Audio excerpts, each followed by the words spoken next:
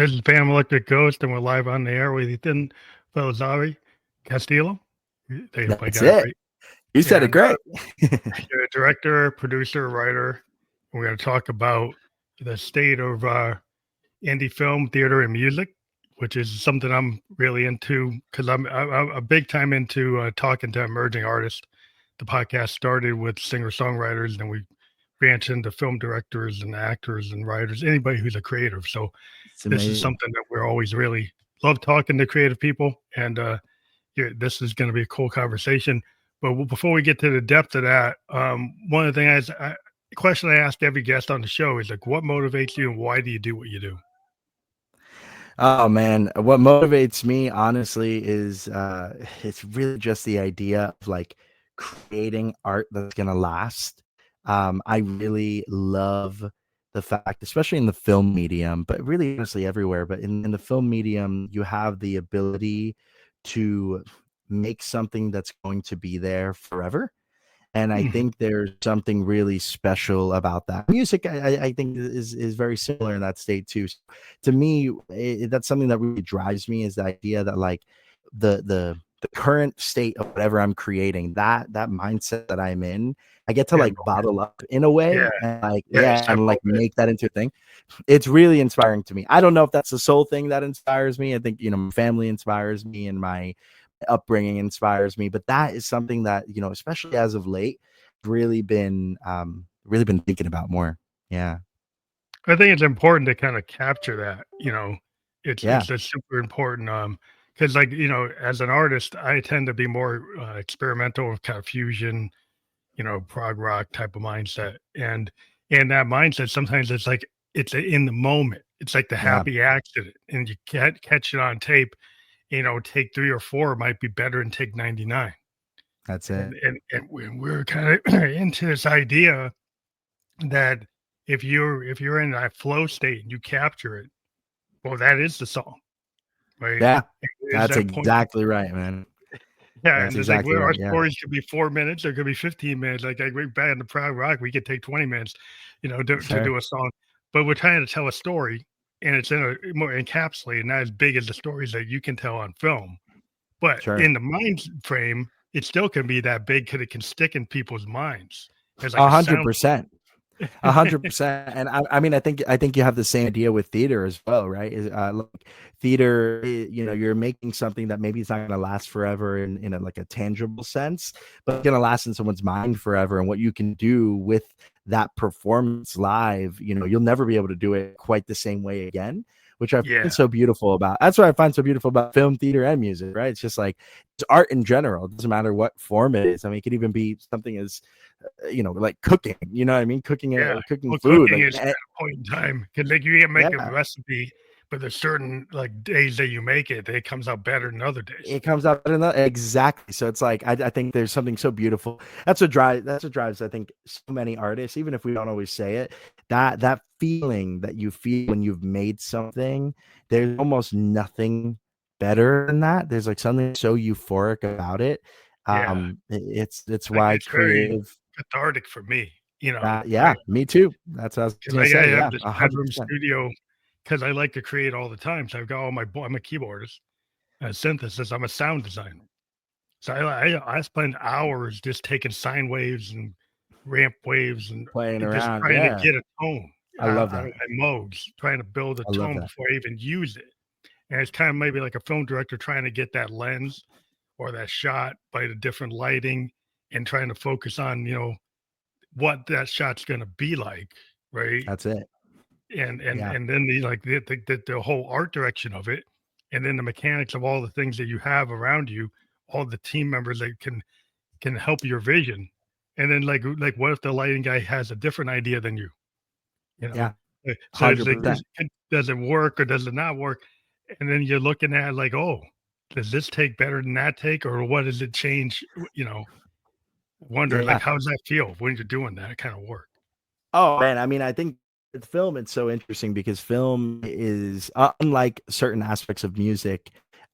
where music can feel at times like a solo thing, and then at times you're playing with the band. And I think that's the best way to describe what film and theater is like. It's like playing a band. It's like everybody has their reasoning for being there, and everyone has their moment to shine in whatever way is important to the song, whatever the song is.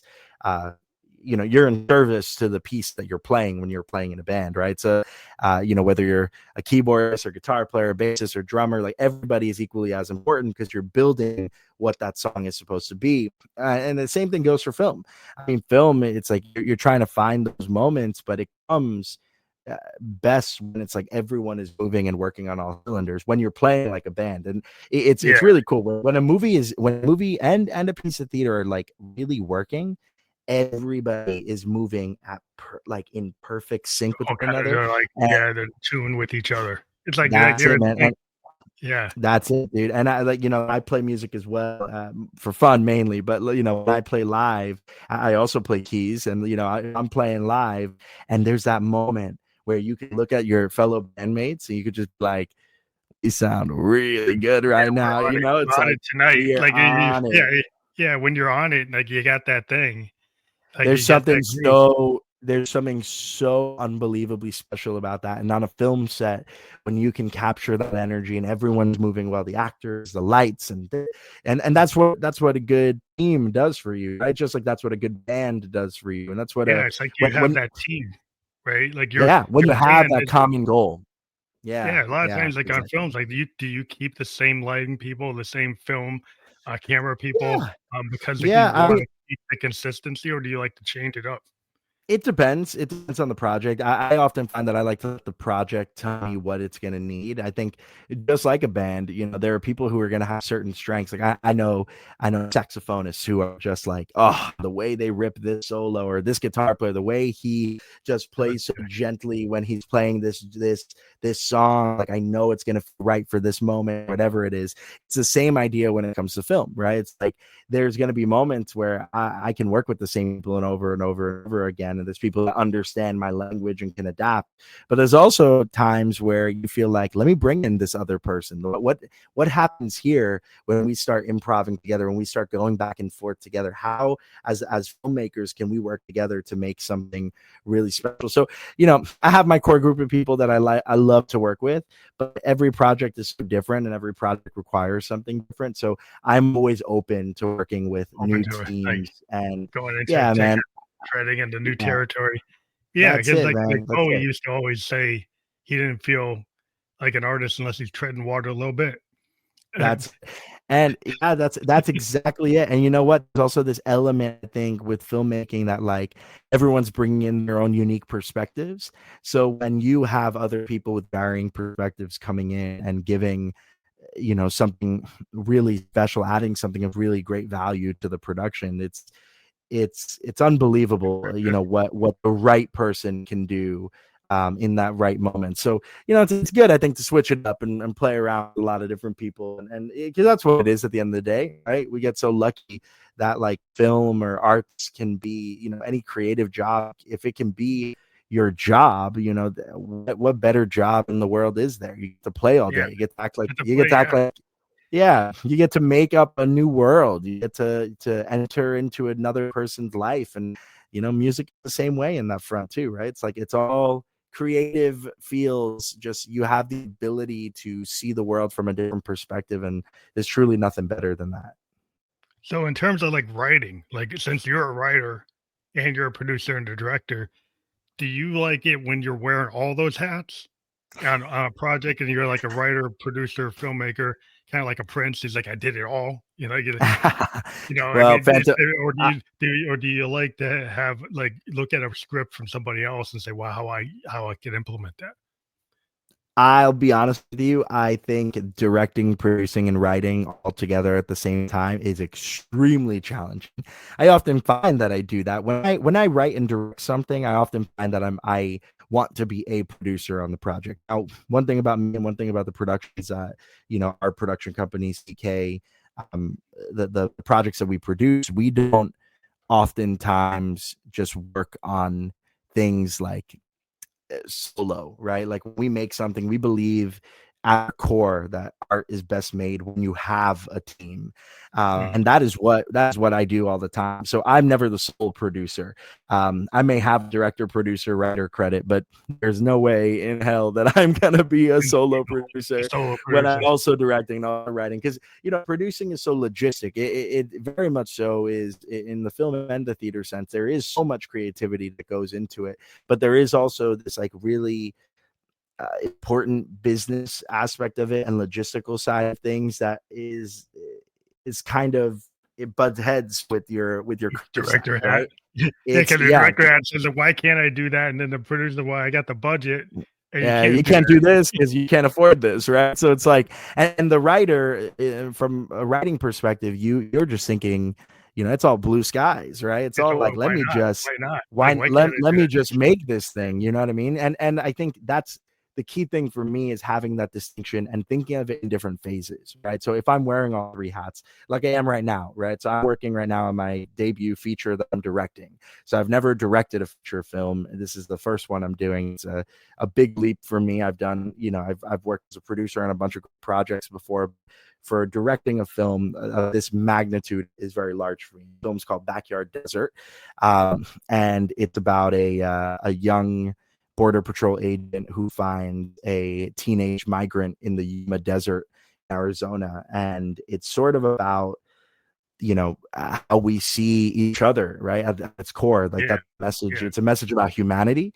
What we wanted to do was remove politics and policy as the center focus of the film, because these days the border crisis and the migrant crisis become so incredibly politicized, right? And it left the human side. We as humans have forgotten about the human beings on all sides. On all sides, the human story, right? Yeah, from the border patrol to people living in the towns to the migrants who are crossing over. There's so many aspects to this story that's so much more nuanced than just saying, close the borders, open the borders. It's so much more nuanced there. So, we are so excited to tell the story. It was based off of a play that I had a chance to direct. I didn't write the initial play. So with this film, it was so interesting because since I didn't write the initial play, it's written by an amazing playwright named Nancy Irene Kelly. When she wrote it and I got a chance to direct the first ever production of it in New York City, I was enamored with how she used dialogue to really convey the situation. And what she did with that dialogue was just so impressive to me. I always wanted it to stay as a piece of theater. But unfortunately, the way COVID came in and kind of killed every, up and coming production that was really had any legs in theater, we had to abandon the theatrical production and figure out a way to keep it alive if we wanted to keep it alive. And I love the story so much.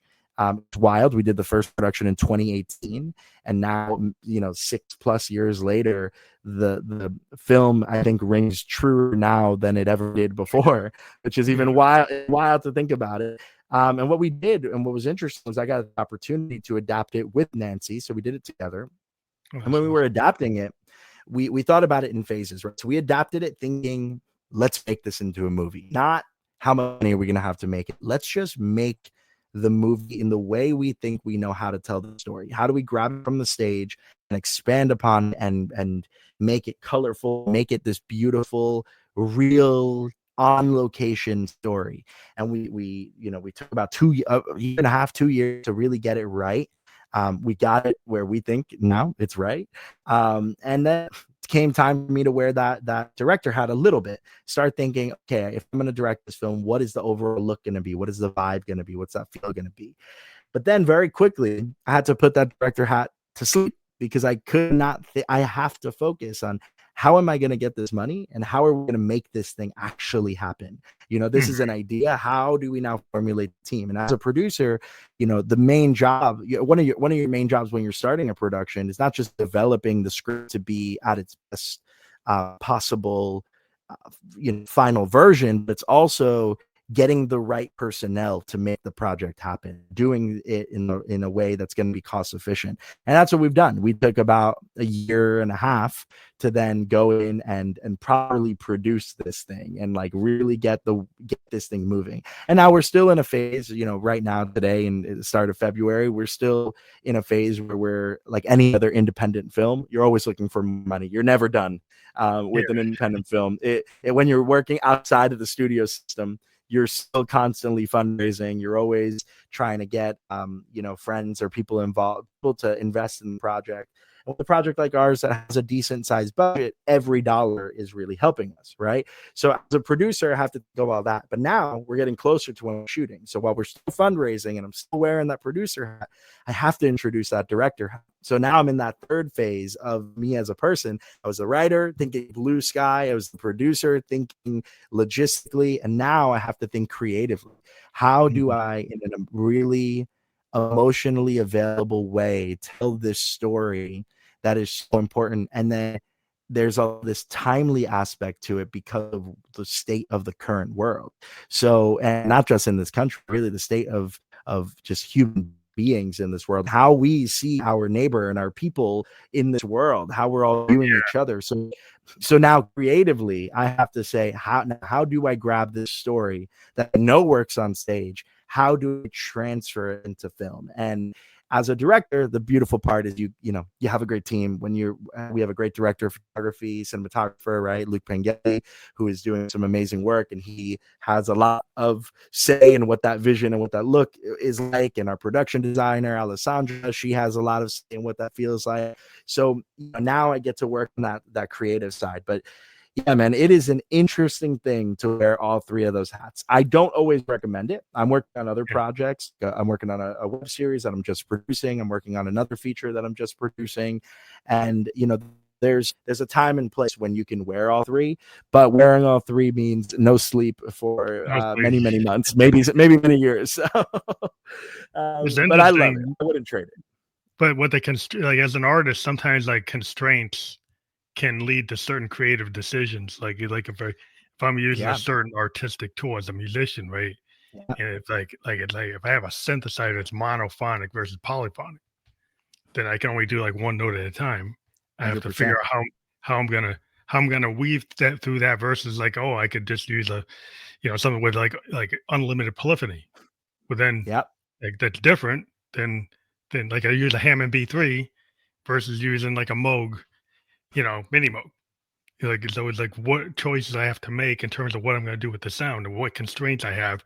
It's like Stevie Wonder, he could take it, he could do one note, overdub it over and build the chords track by track, layering it. Takes a lot of time to do that. Versus like, oh, I could just take the Hammond B3 and play the chord. That's it. Yeah. And like what you got to do.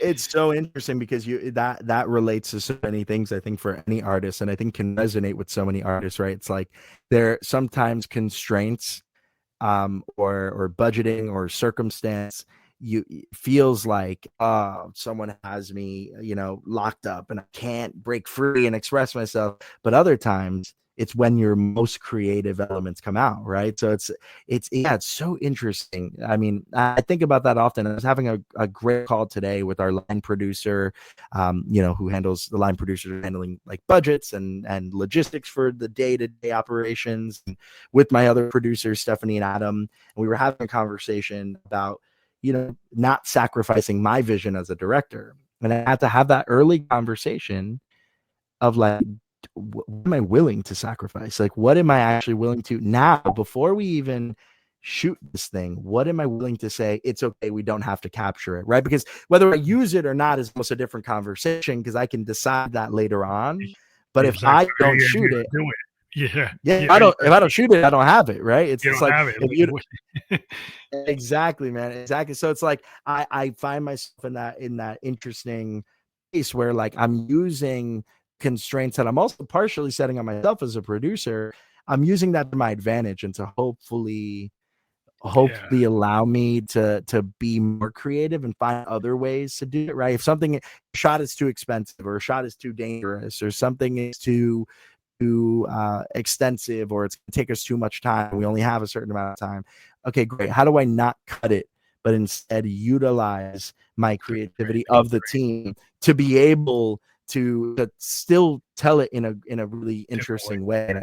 And you see it all the time in art, right? You see it with, artists in music who have deadlines and they have to make an album by a certain period of time, and they have to, call in friends to sing backup or do this. And you see it in film, you see it in theater, and you got to get creative. But that's we said at the beginning of this conversation, but that's when the fun. That's the juices are flowing. Yeah, man. That's what I like the idea. Like, you think about, like, I could be restrained by a Tascam 4-track, and I could only bounce so much on it, right? Yeah. Versus like a modern DAW, I could do anything, right? Exactly. Yeah. And so, like, if I decide this song needs to have this constraint to kind of force me in this mindset. So sometimes I actually go and do something with an older tech and not use the DAW, not use the new tech, and constrain myself to a 4-track, and don't use a plugin, and to hand play the notes, right? Don't go and check it. Don't go and fix it on the grid. Just play it through and actually play it like, so it's like in the moment, it's human. It might have micro timing errors, but it feels more present. Yeah. So like, you have a lot of tools today, like as an artist, right? Like as a director, you have these digital tools, the stuff you could do in post-production, the stuff you could do in real time. There's different things you could do. So with those type of choices today, is stuff you can do with AI, stuff you can do with CGI. There's all these things you can do. Which directions do you choose to go? So I'm a bit of a purist in some regards. Like, I love for things to be as organic as possible. For in music, for example, like if I think the sound of a song would be better played on a grand piano, and a very specific kind of grand piano in a certain room, because there's just an element of German, it that there's just something about it, right? Yeah.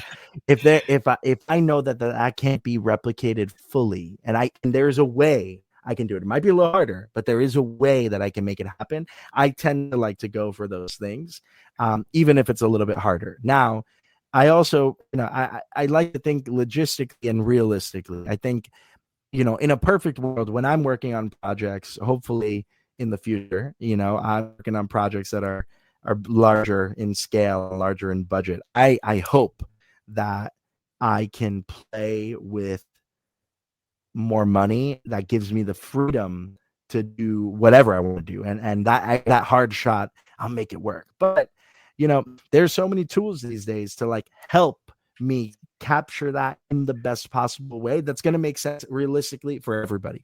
So while my instinct is always to be as pure as possible to whatever the art form is, I'm always open to new tech and new technology. AI is interesting because AI is one of those things, and I'm sure as a musician you feel this way, but like AI is like, there's some tools that you look at and you're just like, marvelous. This saves me time.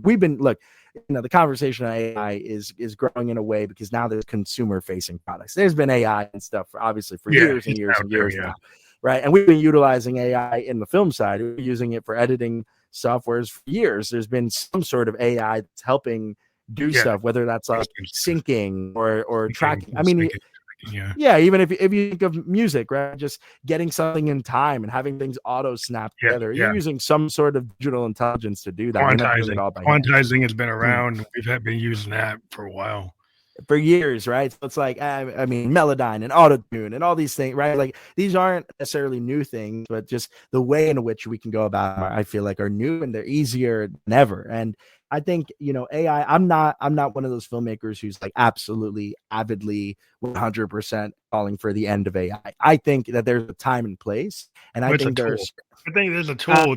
It's a tool. That's it.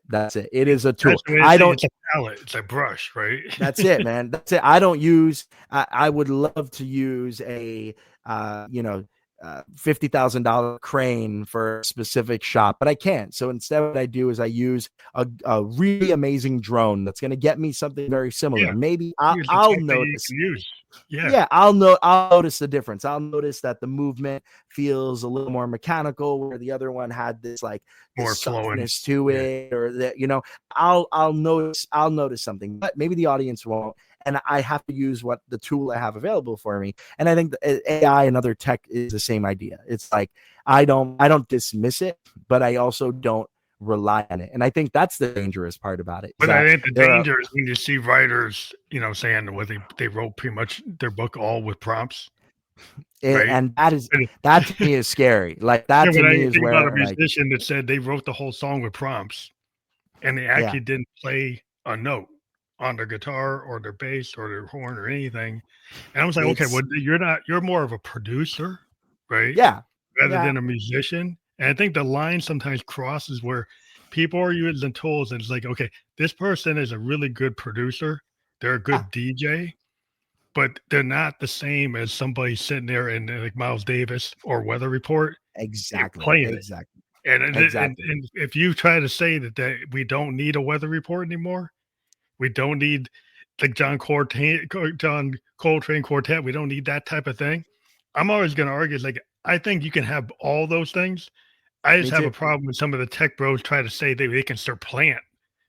That's where I have the issue too. I mean, like it's the tech industry and the tech bros and all the tech fanatics that are like, oh yeah, great. Now the music industry will be changed forever. Now we can be the artists and we can be multimillionaires. Yeah. I'm like, boy, if it was that easy, everyone would have just done this. I'm sorry. Like, I'm always going to want to see if there's another Hendrix, right? If there's another Prince, if there's another Sun Ra, you know, I don't think the music should not be a space for like there was this whole idea of like the democratization of music, and I think that's cool for young people to learn how to do stuff. Yeah, but like if there's a craft, and to say that you're going to democratize the craft, there's no craftsmen. Yeah, really. It's like a restaurant, man, or it's like an auto body shop, right? It's like just because you can do it doesn't mean that you're the best at it, or doesn't mean that's where I want to go spend my money, right? So it's like I think there's an idea that like people should be able to have access to things. I think people do. I mean, the fact that you can buy a microphone, you can buy a camera, you can do all this for like $100 now. You can get a podcasting mic for $100 and a small. You don't even need a camera. You just grab your iPhone, right? Well, yeah, I was doing my podcast on my phone for years before I got my additional equipment. Dude, but I just put up, you know. And you don't even need anything better sometimes. Sometimes the quality that these devices have now that we already have, that we already own, they're so good. So like things are already accessible, and I think accessibility is so important because it introduces people. But I completely agree with what you're saying. Like there's an argument to be made about like having more accessibility being a positive thing, but ignoring the fact that this is an art form. There is a craft to this. I get really I don't know. It's just I'm a child of the 70s, and I grew up listening to complete thoughts on albums. Sure. And and being able to like understand an artist not just from their biggest hit, but from the deeper cuts, actually show me who they are. It's like, do you want to read the Cliff Notes to Moby Dick, or do you want to read it? Exactly. You want to what somebody give you like a high level picture of what Citizen Kane is, or the Third Man, or anything Orson Welles did, right? Or you actually want to watch it and critique it and look at what he's doing. That's it. 100%. To me, it's like you need to actually experience it. And sometimes I think the younger people are kind of getting ripped off when all they get is one song from an artist and they never get deeper than that one song. And it's the state of music, kind of diving into our topic too, right? Like the state of music, the state of film, I think are both they're tied together. Both really, really tied together in an interesting way, and it's because of streaming, right? And it's like streaming has caused us to have everything right here. What is so beautiful about theater is that theater can never be extremely accessible. right? It can never be right here. You have to leave. You have to leave your You house. have to You go got to to New go York, experience go it. to the San Francisco, go into the Wherever. that theater. Even go to your local community theater in whatever city you're in. Yeah. You know what I mean? Like you have to physically be in the space. Go to your local high school and watch their production of Annie, whatever it is. You know what I mean? But it's like you have to be there. But film and music has done something so interesting and amazing and equally sad, where they've said for $10, for $15, for $20, you have access to everything. Yeah. And like I'm 20, I'm about to be 28 this year. And I grew up in an age where things started going digital. Right when I remember buying CDs, and I still had CDs. Like that was like the start of when I started getting into music or film. Like I remember getting DVDs. Then I remember when it transferred into Blu-ray. I'm a VHS. I was a Blockbuster VHS. VHS, I remember a little bit. I remember I was in 97. I remember I have a few VHSs that my family has. In fact, I have a handful of VHSs here. One of my favorite films of all time, Singing in the Rain. I have it right here. VHS copy. VHS copy here. So I do have some VHSs, but and I think it's interesting because as we I got a chance to see what it was like when we had the physical copies of things to when it became digital. And that's what I really like. I remember with my friends having an iPod and, burning CDs for each other so we could then download it into our digital thing and, be able to listen to it on iTunes. And I remember LimeWire and all these things and like downloading music and all that stuff. And then you lose this ability to like buy a physical product or even buy a digital version of the product because now you have these ginormous streaming libraries. And now the problem becomes it's our attention span, right? It's like I think a lot of people love to blame social media for ruining our attention spans. I don't think it's just social media. It's our constant need as consumers, especially lovers of art, which human beings naturally love art. We need things. We need to finish something and what's next, and we can never sit with anything. So like with music, now having the fact that I can go and look up any artist I want on Spotify for the most part. I can go through I can sit down and say, I want to listen to Michael Jackson's first song ever and listen all the way through. And I can do it in one night if I really felt like it, right? And the fact that it's so accessible makes it so that you lose this precious moment of having to go to the store, support a local business, open up the CD. Vinyl. Yeah, I used to get the vinyl. So I'm a child of the 70s. And the thing about the vinyl that I found the problem with today's listeners is I want to put it on them. But the fact is, I had to listen to Led Zeppelin 4 all the way through. I listened to Yes all the way through, Pink Floyd all the way through. I bought Purple Rain on vinyl. I listen. I could. You don't really skip around a lot when you have vinyl. You tend to get the complete thought of the artist. Exactly. And like the music, the music is so much more thoughtful, and same thing with the films. The films are so much more thoughtful when they are a moment. Like there's nothing like going to the movie theater, and I know a lot of people who have difference of opinions. Like, but the comfort of the couch, I get it. But being in a movie theater and seeing a movie that really touched your soul, that made you think, that made you feel, there's nothing better than that. And the movies are still being made. Movies are still getting releases in theaters. People are just seeing them less and less. So they're getting smaller releases instead of getting a 3-month run or 4-month run, getting a 1 weekend run or 2 weekend run, and then they're going on streaming. And look, they get lost in a library of hundreds of thousands of other pieces of content. That's the problem, is they get lost in the kind of in this ether, in this weird you get lost on the wire. Exactly. You're out in the wire, but that's it. No, but you're 100% right. And the same thing is with music, right? It's like the state of independent music is the same way. Same thing with independent film. It's like you can have the best song like ever. You can have a song that is so powerful. You can have a film that is so unbelievably powerful, but because these are apps that people pay for and they're so monopolized and like monetized and controlled by a select few, your stuff will get pushed to the back. The algorithm doesn't put your stuff on the top 10 list. Like in the recommended list to watch is kind of like the payola. kind of like the payola.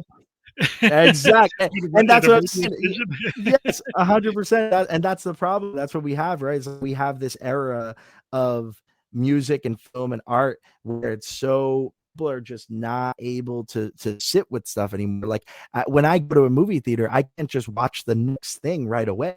You know, if I want to, I guess I could, but you probably wouldn't. You know, you're gonna go see a movie, get your snack, sit down, go use the bathroom, go home. You're gonna drive home and you're going to be thinking about this movie. We're sitting with the art. When if I had a CD back when I was listening to something in my little stereo that I had in my room, and I put on the CD, I put it inside and I listened to it. If I wanted to listen to the next thing, I have to go and physically grab that other CD and put it in. And I can only have so many CDs. Yeah, I can't have an endless amount of CDs. So I'm on the record. Exactly. And I'm developing my taste. I'm understanding the artist, like you said before, and I'm appreciating the music because I can't just have an endless amount of it. I don't think human beings were ever meant to have this much access to this much art. It's just an overload with then, you know, the tech bros start saying that what AI can create it then. Because then it becomes what happens is it becomes background music. Yep. Instead of listening to music. And what also hurts so much as an artist is that it also, you know, you hear the constant narrative that I hear is like, oh, no one makes good movies anymore, though. No one makes good TV anymore, or no one makes good music anymore. That's not true. This is probably, if anything, there's probably the best of everything there ever has been in history because we have so many things to choose from. The problem is that our pool is too big, and the select few who control the industries, they're showing you a little portion. Yeah, well, they're kind of pushing them. They're not pushing, you know, like when I was a kid and I read like, you know, Spin and Rolling Stone and Billboard or, you know, all these different like reviewers that would, you know, talk about a band. And I would go find out about like a band from Minnesota, Husker-Du. Right, Husker-Du is this punk band. It's like very, you know, never really sold a lot of records, but kind of it's like the Velvet Underground and Lou Reed. They're very influential on the grunge movement. That you wouldn't really have like the Pearl Jams and Nirvanas without the Husker-Dus and the replacements. And so there was a thing with the college radio that, you know, I went to Bowdoin and the college radio, they were playing the Husker-Du. They're playing Paul Westerberg and the replacements. They're playing these underground bands.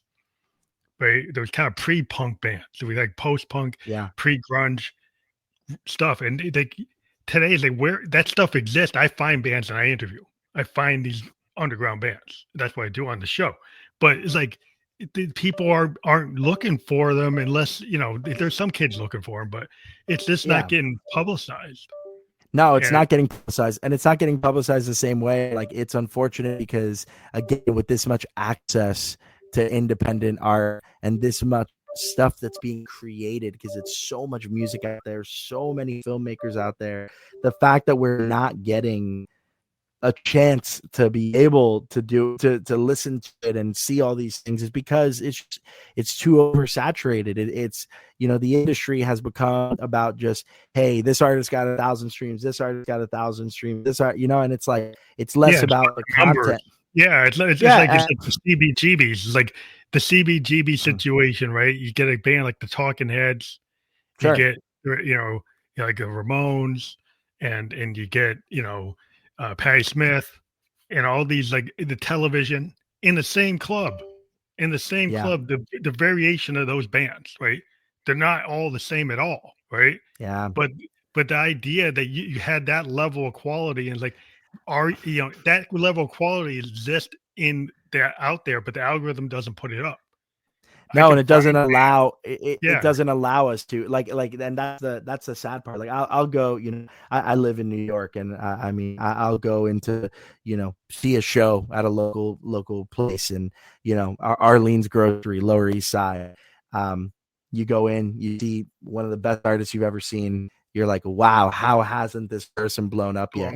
And then you remember the state of the industry, and you think of the fact that they haven't blown up because they don't have the opportunity to, right? Like I on top of everything I do on the production side for film and for theater, I also work in the music side. So CK Productions, we're a multimedia production company. So we work in film, work in theater, we do music. And in what we do in music specifically, so we have different branches that focus on different things. CK Records is the name of the branch that focuses on music. Primarily what it is, it's our house label to be able to release any theatrical projects or film scores or anything, to be able to release it and own our own stuff.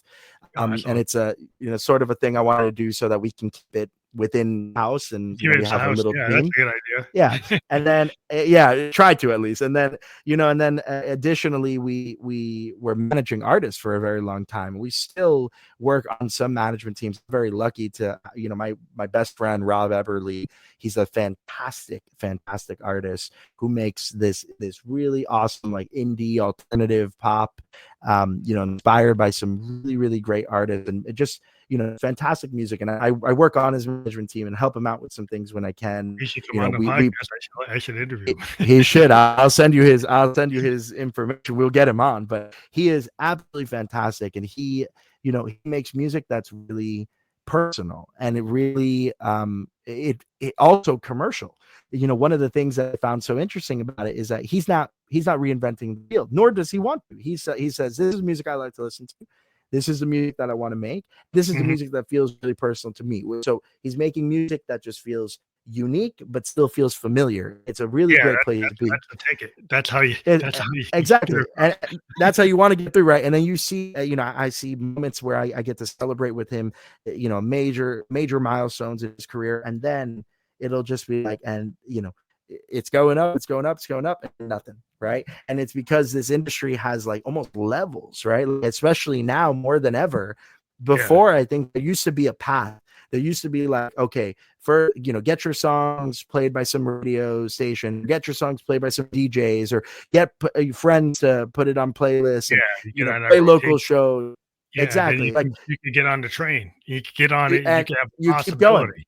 Yeah, exactly. And at least there's a route. You might not get there, but at least there's a route to get there. Now that route becomes, okay, not only do you have to do this, but you have to be a full-time influencer who's constantly promoting music on TikTok and on Instagram and on social media. Not only that, but you got to be making really good music videos. And nowadays they don't, audiences don't just want music videos that are, it's just a video. They want something that looks cinematic, and they want something that's going to match quality of certain things that they're seeing constantly. And then you got to be live streaming. You got to still be playing gigs, but people don't really come out to the same gigs the same way they used to. So, and it's like, when does an independent artist get to survive and actually reap any of these awards? And how they break through? It's like you're constantly on this journey of trying to find how to break through, and you never get a chance as an independent artist to really focus on the music. And Rob is a very lucky artist in the sense where he has a wonderful team of people around him. His father, me, I'm giving myself a little compliment there, but genuinely, like, he has a great group of people, like a really good focus on that. Exactly. He still does. I'm not gonna dispute him. He focuses on all of this stuff, and he is very hands-on with everything. He is doing so much work. But he's lucky that he has the ability to at least have people to bounce ideas off of. I think of people who haven't had that ability yet, or haven't had the ability to have any sort of team at all. And like what that's like, not even the ability to bounce ideas off of. Like, when do you focus on the music? Because if you're constantly only focused on being a marketing manager for your career, when does the music side come in? So it's such an interesting state that we've that kind of created.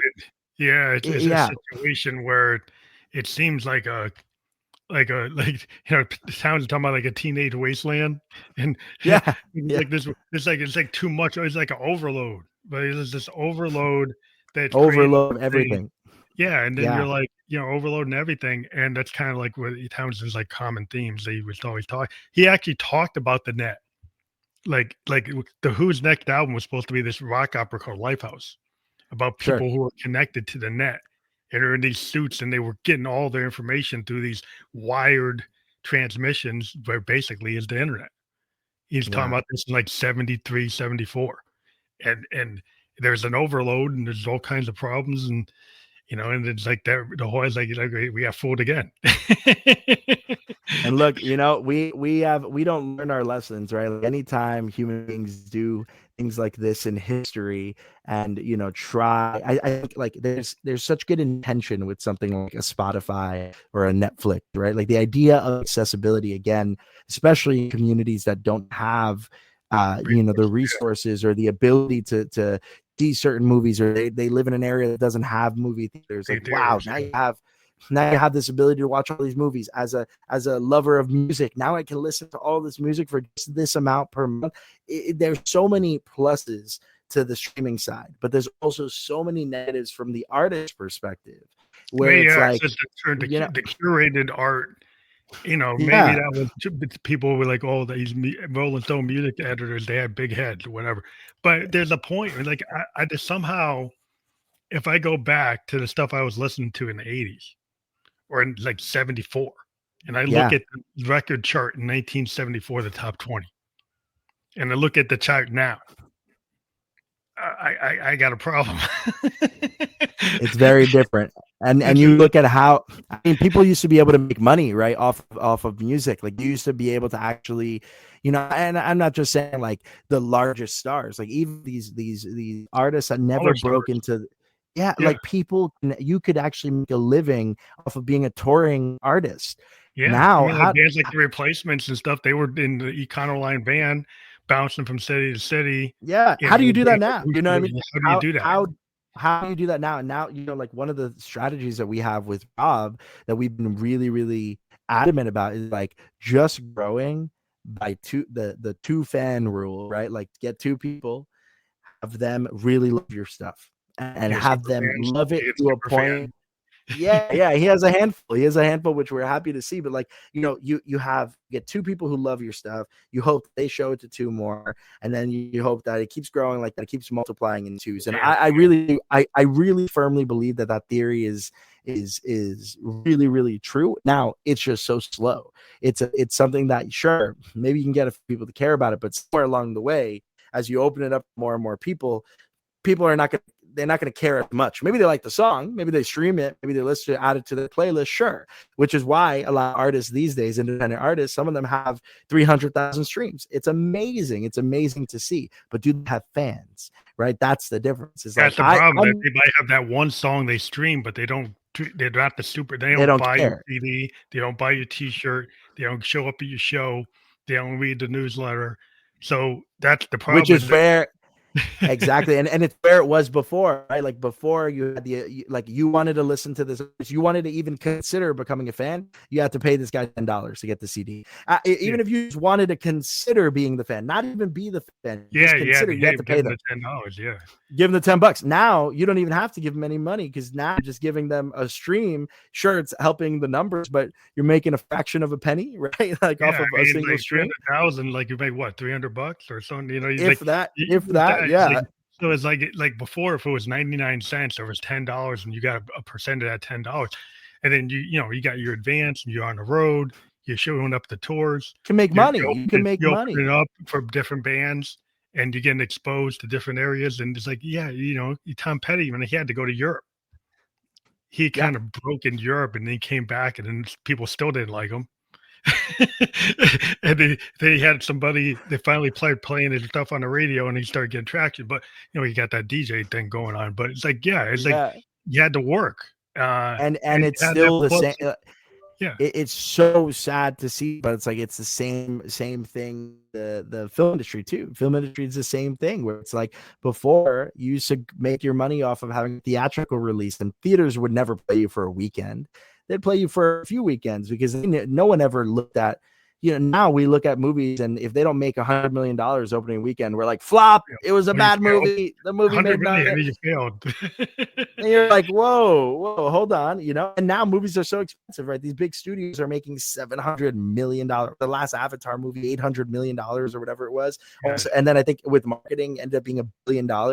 Mean $1 billion? Like, that's crazy. You want to make a film that's like I like film noir. I like detective. I like watching like The Third Man or something like. Sure. Don't need a lot of money to do that kind of movie.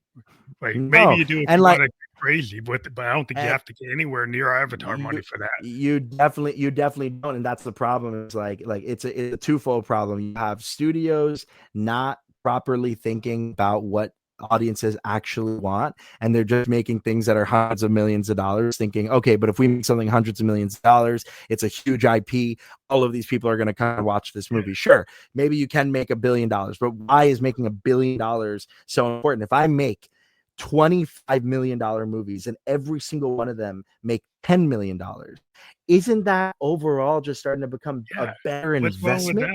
You know what I mean? It's a better investment. I'd rather see a spaghetti western like The Good, the Bad, and the Ugly, right? 100%. Yeah, and don't have to do a lot of special effects, but just have Clint Eastwood with his facial expressions. Right? And dude, there's so many movies that I'm so happy to see are going back to that kind of a vibe. And like, there's some of the best films are coming out right now, like some wonderful independent movies. I truly do believe this is a golden age of cinema the last 5 years. And I know a lot of people will disagree with me. I think the problem is we're looking at the big studios and saying, what do you mean? How could this be golden age? When you have, you know, the superhero blockbusters or live action remakes of animated movies or this, that, the other. But if you look past that and do a little bit of digging, just like you would for music, just like you would if you want to really find that good next rock artist, a good jazz artist, you're like, who's the guy who's playing that weird little club in New York City that you've never heard of, but they're really talented. Or Austria, I find people all over the world. I look for bands wherever they are, right? So you find some punk rocker that's in Berlin, right? Or you find somebody that's in Latvia. You know, I found this artist in Latvia that connects to plants and does like synthesis by taking her hooking her oscillators to plants and mushrooms. And like back in the, I know, like back in the 80s, that would have been on MTV and she would have got super big. Right? Oh yeah. Oh my gosh. Yeah. I mean, I feel like not even just the 80s. You could just say the early 2000s and it would have been better. Like it's crazy to think how fast we have abandoned so much of what we loved about art. And it's, you know, in a time where art is more accessible, of course, art is going to keep getting better. And our world is so much more complex than it was 50 years ago. When you listen to music 50 years ago, there are some classic songs that still hit equally as hard. But there's some music out there that's out right now that is incredibly complex, not just from a composition standpoint or a production standpoint, but from a lyrical standpoint, from a performance standpoint. You know, I listen to an artist like Jacob Collier. You know, Jacob Collier making this odd blend of jazz and alternative and hip hop and funk and soul and like expansive. I like things that cross genre, like you're saying. Cross genre is where it's at. You know. And that's the beauty is like now, because we as human beings have grown, we have the ability to have some of the most complex art ever in history. We have some great art that's being made. It's just not able to be found in the same way. And it's very sad to see. But also I do have hope. I tend to be an optimist. And I do think that people who really care about the art, in whatever art form, they're starting to find it, and they're starting to care more about supporting their pockets. And I don't mean in a selfish way of saying like, let's get the richest artists to be richer, but I mean like, I'm noticing that people are wearing band merch again. I'm noticing that people are like, they find out that their favorite, some random actor that they support is in a movie, they buy tickets, and there's all these like pay it forward campaigns. I think people are getting tired of the brand X. Brand X being marketed by the big multinational conglomerate wants me to see what they say is the big thing, but it's kind of punk to go like that band from like the CBGB's kind of area and find a band like a television, right? Find a band like a television, or find a David Byrne from a Talking Heads and see that guy doing what he was doing, with Psycho Killers. It's like, I saw that as a kid, right? And I'm like, wow, that's not punk, but it's kind of punk. Like, what is that? And I'm like, it's punk. It's like punk to like it. Yeah, I get what you mean. Like it's not always like the genre of it is like, oh, this is so punk, or whatever. It's like it is almost now so punk to just be like, I'm not gonna watch this, or I'm gonna support this instead. Like it's so beautiful. it's so beautiful the state in which we're at. And I do believe that as AI becomes a more prevalent force within all of these creative industries, people are going to want and they're going to crave that authenticity, and they're Yeah, the going to look vulnerability for of something that's not yeah, exactly perfect, right? That might be quirky, might be like David Byrne wearing that big suit from like Stop Making Sense, right? yep, Or doing those quirky moves on the videos. It's like, what is? It's like, but it was like that is the nature of art is sometimes it's like strange. You know, like think about Jim Morrison. You know, about like Strange Days. You know, this sure, idea. Like he was a poet, became a rock star. A yeah, poet became a rock star because he yeah, was deep into romantic poetry and all this heavy stuff, and he put it into the music. I mean, the first Doors songs were like 20-minute, rants of this poetry and this expressive fusion kind of craziness. And I'm like, that's exactly where my head was at. It's like that's kind of Grateful Dead happenings or Frank Zappa and the Mothers. That's where I'm always looking like there are people still doing that stuff. There's oh still yeah, people and doing it in different ways because they have different tech. different ways. Yeah, to It be is able to not do gone. things and mix things together. Yep, yep, 100%. And with the visual art, like you said, like you don't have to be the avatar. You can do a movie like your movie about this whole thing about immigration and the situation and looking at a human point of view, like humanism. Because like, Yep, are we citizens of a nation or are we like citizens of the planet? Like yeah, every human being, if you found a human being on another planet, it's like, what is a miracle? But here you take it for granted. Oh, well, it's just a human being and they're in the wrong spot. It's like, okay, well, isn't it just a why? miracle that human beings even exist? It's the little Not thing. It's the you're in little the wrong things like place. that. That's it. It's a little thing like that that are going to prevail when it comes to art, because we, at the end of the day, want human stories. Governments cannot divide us forever. History has always shown that, and not just governments, but businesses and tech companies, all this stuff. They cannot divide us forever, and art always prevails, and we'll Well, come out on the other art's the side. random factor. Art is the random thing that they can't control. That the They can kids never, like will never, always never. want to rebel. You know, that is like I don't think I want that brand X. Yep, I yep. want not brand X. Love No, it. I want something else. I want to see a movie that's not all about special effects, but like about an actor Yeah, or actors or like about the story. Like yeah, like that's why I love 100%. independent film because you actually see stories, Yeah, right? yeah, And maybe the problem is you have to have patience for a story. You have to have attention span for a story. And sometimes stories aren't just hitting you with a bomb or hitting you with some magical effect. It makes you think, right? And so if you're going for escapism and it's kind of like you want something just to be like the rocket blows up in your face. It's like it's some lasers flashing around. It's like, oh, but like what about the depth of a story? Like, where there's like some 100% kind right. of human consequence.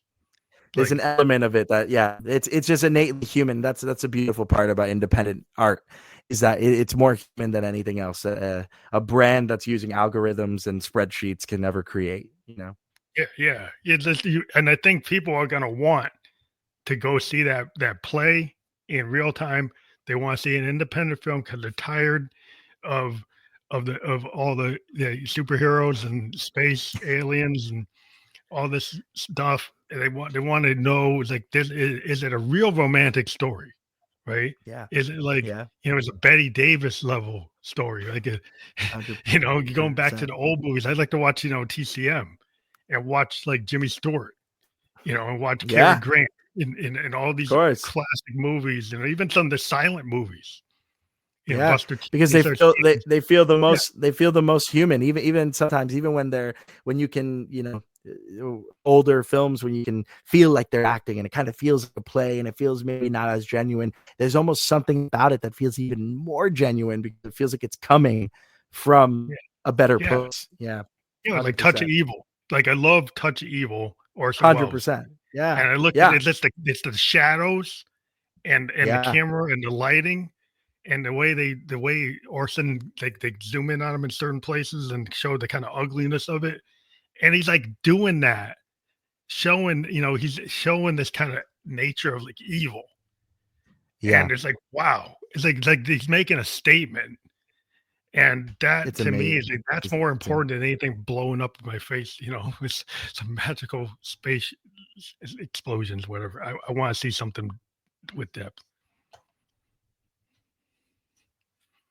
Oh, what happened? I think he kicked out. Well, we're in the middle. I think we had a technical difficulty. We're trying to close it off. We're almost at the end of the show, but I think he got kicked out for some kind of problem. But see if he comes back and we'll close it out. If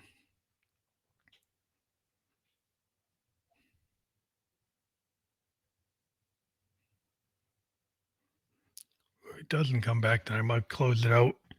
We had a great story, but we can check out ckproductionsnewyork.com. That's his website. And you can connect with him. He's working on a brand new film, as he indicated. And we had a great conversation here.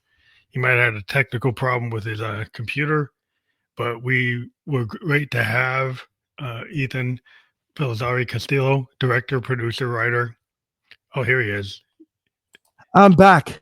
Yeah, you're back. I was going to close it out, but I was waiting for you to come back. But yeah, I'm yeah, here. yeah, Anybody that's who's cool. watching, I'm sorry about that.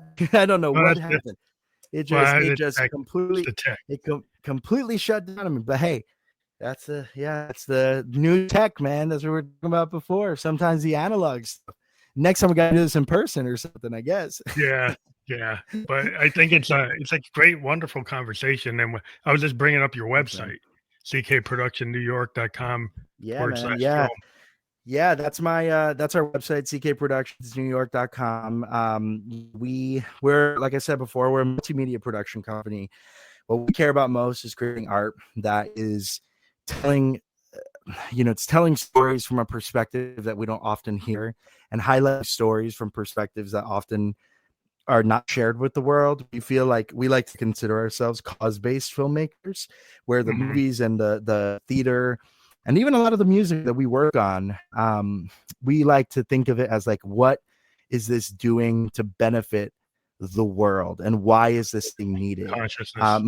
Yeah, I think like there's an element of it where I think a lot of filmmakers want to say something, and sometimes you just want to watch a good movie. You don't want to think too hard. You don't want to relate it back to the world. But like, I think even when you're watching, say, a horror movie, for example, there's still a way to impact the world in a positive way, and there's still a humanness that we can explore that can give the person watching, the audience watching or listening or absorbing, it gives them a chance to grow. And I think that there's something so special about it. Rod Serling and Gene Roddenberry used to sneak that social consciousness into their work.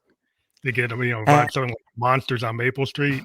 Yeah. And then the whole situation with Leonard Nimoy and Spock. Yeah, and of course, kind of racism. Well, the people like saying Vulcan, you got that green blood, right?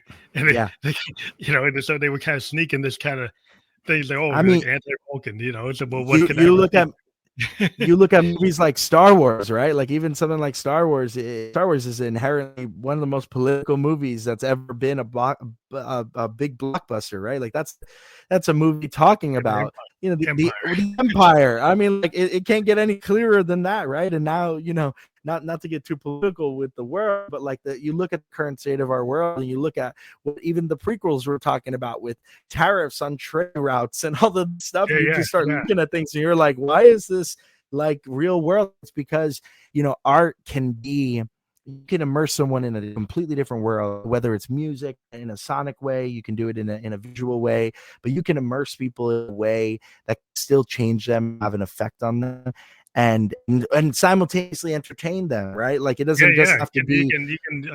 You can be doing science fiction, and fantasy writing. 100%. Always does, like Tolkien, had his statements he's making, and like I said, any of it, like you go for Ray Bradbury and Isaac Asimov, they're always science fiction and fantasy writing, and even comic books. They've always were making statements. Always. Like And the I think X-Men, where like this idea exactly. back in the 60s of like people being outcast, Exactly. talking about It's always been prevalent. I mean, even you look at painters, you look at musicians back in the day, and old classical composers, and like why certain things sound certain ways and elements of inspiration. Like it's always been art has always been a way to connect people, not just entertain people. It's to change people in some Mhm. capacity. Yeah. And even if it doesn't always have to be in the most profound way, I can still go watch the Saw movies and Yeah. still enjoy them. But Yeah. and I don't need to be changed in a way that like my whole worldview and my morals and ethics are now shifted. But instead, I can still find a way to immerse myself in art enough and enjoy it in a way where I am changed in some capacity, or saw things in a different way, or I got to see an art form in a way that I didn't ever think a filmmaker or an artist or a theater performer, an actor, director, whatever it is, that they could do. I didn't know that they could do that, and they've now shown me that it's possible. So it's like it's just art, and especially independent art, it has the most soul. And I'm, like I said, I'm an optimist, man. I really believe in our industries as an artistic collective, as human beings around the world. I believe we're gonna keep making great art, and the tech bros can't stop, Well, actual the craftsmen tendency, from making stuff. well, like art tends to get created from the times, and when times are Yeah, chaotic or frenetic, then artists tend to step up. So I feel there's going to be a lot of great art produced, I think so because too. people will make statements, and they might make it in their science fiction, or it might be kind of hidden or in the subtext, but it's still there. And sometimes That's it. even the creation of the art is a statement in itself. So yeah, it's just I think I have a lot of belief in what the independent artistic mindset can do in the collective, and I'm glad that you're in that space. And I gave we had the opportunity to talk to you today.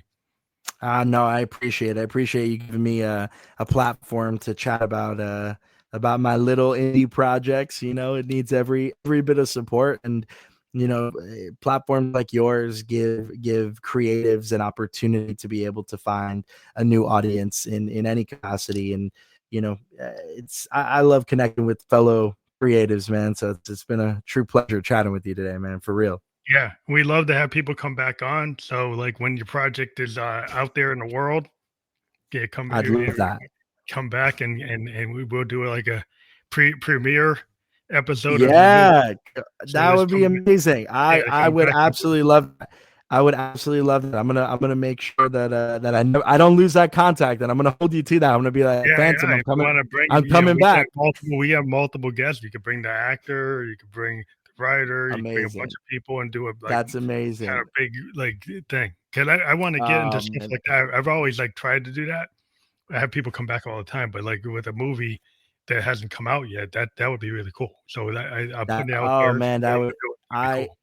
we are definitely going to do it. We're very hopeful that the film, which we're going to shoot at the end of spring, we're hopeful that if we are able to shoot it at the end of spring, that the movie will be completed and ready to go in festival circuits for next year. It's going to be a very quick timeline, but we have a great team that's going to turn it around really fast. And after this thing is turned around and out there into the world, we're hoping that it can get picked up, get some distribution, and get out there in the world, and hopefully we all can enjoy it together. That's what Yeah, films are all for. Not just in a theater, but whether even if it's at home on a couch, wherever it is. I look forward to sharing this piece with everybody in the world. And yeah. I'm looking yeah, man, forward to it. we will be back. We will be back for sure, having this conversation even further. And let's see, maybe in a year's time, the state of the indie film or music world has shifted a little bit. So it'd be Yeah. fun to Well, chat again. I'm always working. I'm working on my stuff. Like I got more music coming. Amazing, man. I got an album I've been working on for the last year. Oh, I cannot wait to listen to it, man. I can't wait to listen to it. But thank you again for being on the show. This will be out. This was live on Facebook, LinkedIn, and YouTube, and will be on all the other podcast platforms you can listen to or watch a podcast. By tomorrow, we'll create a landing page for your audience. They can choose which one they want to check it out on. That's going to be out there for you, and we'll get I that to you. appreciate it.